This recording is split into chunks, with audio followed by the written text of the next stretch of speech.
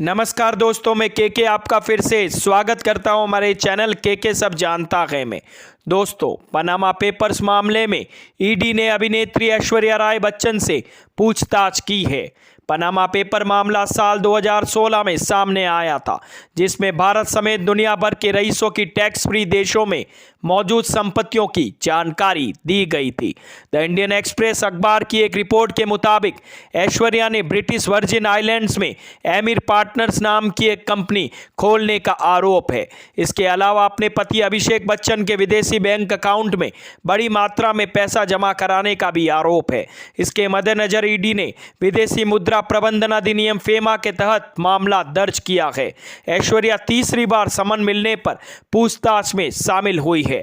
पहले दो मौकों पर उन्होंने पूछताछ से छूट मांगी थी। पनामा पेपर मामले में ही अभिनेता और ऐश्वर्या के ससुर अमिताभ बच्चन का भी नाम आया है।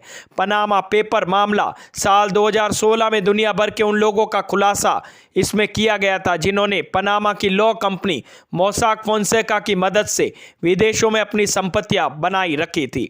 जिन देशों में ये संपत्तियां बनाई गई उन्हें टैक्स हेवन कहा जाता है। इन देशों की कानून व्यवस्था पैसा जमा कराने वाले की असल पहचान छुपाने में उनकी मदद करती है।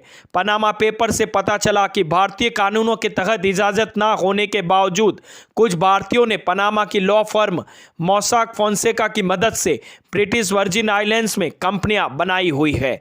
कुछ ने विदेशों में हुई कमाई पर लगने वाला टैक्स बचाने के लिए टैक्स हेवन देशों में विदेशों से हुई कमाई जमा कराई हुई है। कुछ लोगों ने सरकारी ठेके या अपराध से कमाई संपत्ति को ठिकाने लगाने के लिए इस तरीके का इस्तेमाल किया है।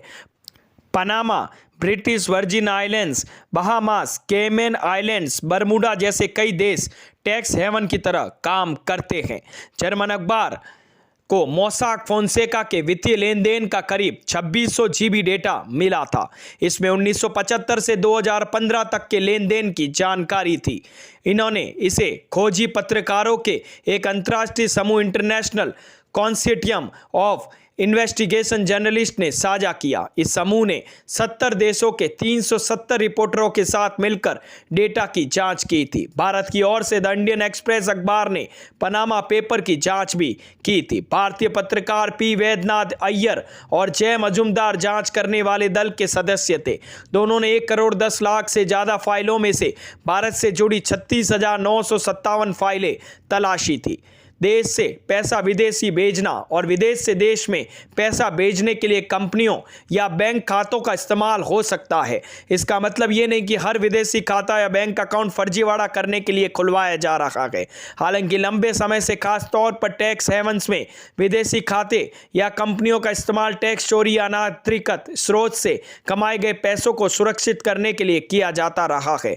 पनामा पेपर में जिन नामी भारतीयों का नाम आया था उनमें अमिताभ बच्चन, ऐश्वर्या राय बच्चन, अजय देवगन, विनोद अदानी, शिशिर बजोरिया, गडवारी परिवार, अपोलो ग्रुप के चेयरमैन ओमकार कंवर, वकील हरीश साल्वे, टैफे के चेयरमैन मल्लिका श्रीनिवास, डीएलएफ के केपी सिंह और परिवार का नाम प्रमुख है। पनामा पेपर्स की तरह ही आईसीआईजी ने दुनिया भर के चुनिंदा पत्रकारों के साथ मिलकर साल 2021 में पंडोरा पेपर्स की भी जांच प्रकाशित की है। इसमें से भी कई भारतीयों का नाम आया था। इनकम टैक्स विभाग ने कार्रवाई करते हुए ऐसे लोगों को नोटिस भेजे थे। तो दोस्तों, कैसी लगी मेरी ये जानकारी? अगर मेरी ये वीडियोज़ आप लोगों को पसंद आते हैं तो प्लीज़ लाइक, शेयर, सब्सक्राइब करना ना भूलें और हाँ, कमेंट करना भी ना भूलें। धन्यवाद।